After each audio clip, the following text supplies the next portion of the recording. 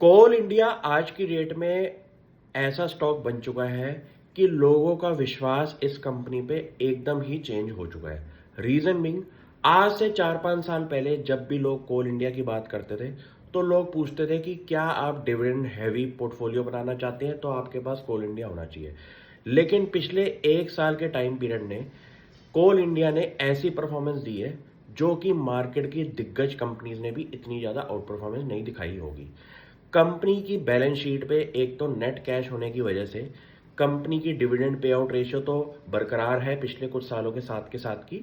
लेकिन कंपनी का सबसे बड़ा आउटलायर जो बना है वो है उनके एनुअल प्रोडक्शन टारगेट फॉर कोल।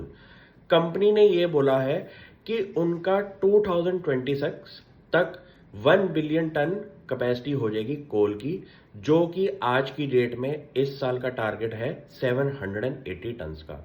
और उसके लिए कंपनी ने 80,000 करोड़ का केपेक्स भी अनाउंस किया हुआ है, जिसको कंपनी ने ये बोला है कि अगले 5 साल के टाइम पीरियड में उनको इतना केपेक्स तो करना पड़ेगा अपनी प्रोडक्शन को इंक्रीज करने के लिए। कोल इंडिया एक ऐसी कंपनी है जिसने जब आईपीओ आया था तो उसके बाद शेयर प्राइस परफॉर्मेंस नेगेटिव के आसपास रही थी इस कंपनी की कुछ साल के टाइम पीरियड तक। फिर कंपनी ने अपनी प्रेजेंटेशन के अंदर ये बोलना शुरू किया कि उनका डिविडेंड पे आउट जो है वो अच्छा खासा बनता है। तो लोगों का जो पोर्टफोलियो अलाइनमेंट थी वो थी कि डिविडेंड हैवी जिसको अपना पोर्टफोलियो बनाना था तो उनकी प्रेफरेंस रहती थी कोल इंडिया की।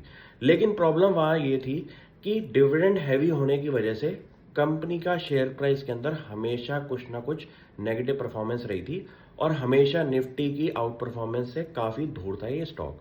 लेकिन 1 साल के टाइम पीरियड में इस कंपनी ने ये प्रूव कर दिया है कि इंडिया की मोनोपोलिस्टिक सिचुएशन को देख के जो कोल इंडिया बिजनेस कर रहा है उसकी रिक्वायरमेंट अगले 20-25 साल तक तो रहनी है।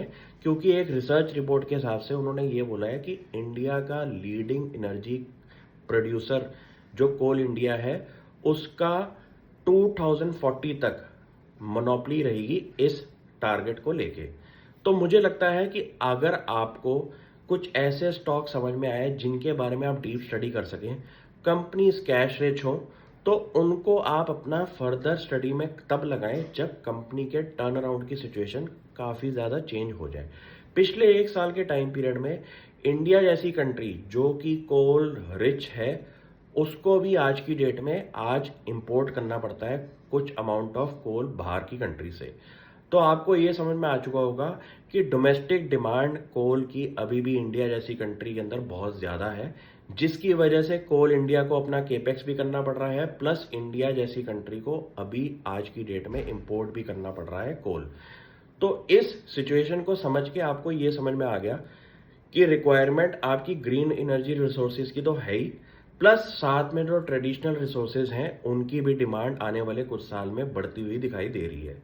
तो मार्केट रिपोर्ट्स में आप जो ग्रीन एनर्जी रेवोल्यूशन देख रहे हैं उसके अलावा कुछ ऐसे रियलिस्टिक स्टैट्स भी देखें कि फंडामेंटली कौन सी कंपनीज आपको सही दिख रही हैं।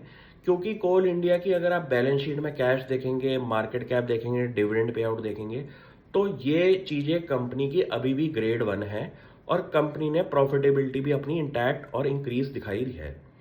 फ्यूचर में जब प्रोडक्शन टारगेट अपने अचीव हो जाएंगे तो मुझे लगता है कि कंपनी का रेवेन्यू ड्राइवर भी इंक्रीज होता हुआ दिखाई देगा। प्लस कंपनी ने एग्रेसिवली अपना ग्रीन पोर्टफोलियो भी इंक्रीज करने की बात करी है। ये स्टॉक आप भी खुद स्टडी करें और मुझे बताएं कोई क्वेश्चन हो तो।